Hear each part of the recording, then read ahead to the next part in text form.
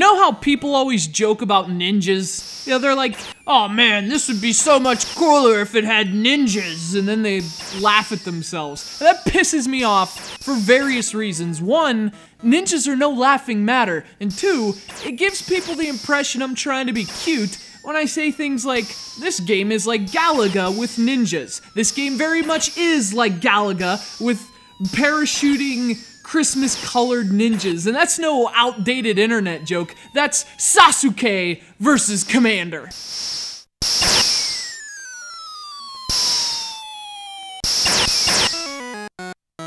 Released to arcades in 1980, Sasuke vs. Commander is a fixed vertical shooter, like Galaga, in which you must defeat pajama-wearing martial artists, ninjas.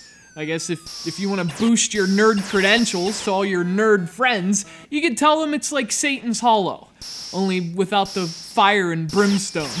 You play as Sasuke, and your objective is to protect your master by killing ninjas. The game doesn't specify, but I'd imagine these crazy flying ninjas are posing some kind of threat. If there's one thing I've learned in my dojo, you only use the sacred art of ninja in defense.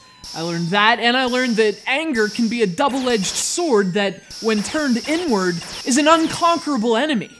And my dojo's in a sewer, by the way. Regrettably, there are no cans of mutagen to improve Sasuke's performance, but the game is otherwise tremendous. I had a lot of fun playing Sasuke vs. Commander, despite the game's ample shortcomings and limitations.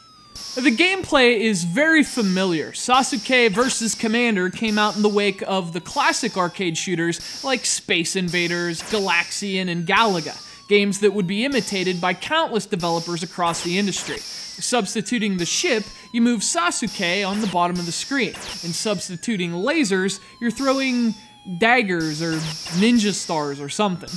It wasn't the most original game in the arcade, but it didn't need to be. Sasuke vs. Commander is built on a proven gameplay foundation, and as superficial as it may seem, the mere aesthetic shift from outer space to Japan is more than enough to give the game a distinct vibe all its own.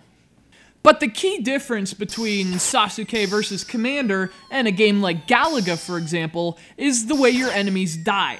Where shooting them in other games would cause them to explode and then they're not a concern, that's not the case in this one. Killing a ninja leaves its corpse to plummet to the bottom of the screen, so not only do you have to kill them, but you have to avoid their falling, lifeless bodies as well.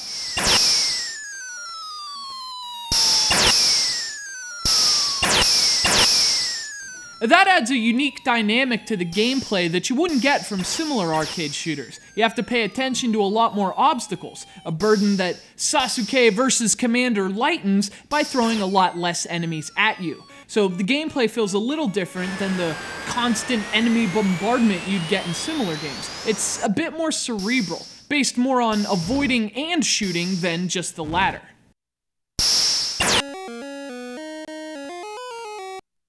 We're playing the PSN re-release on the PlayStation 3 here, and it's definitely a game worth checking out. Although the gameplay looks very familiar, Sasuke vs. Commander does have its own unique feel, and it even has some of the earliest examples of boss fights in video games. And if that's not enough to sway you, yeah, it has ninjas.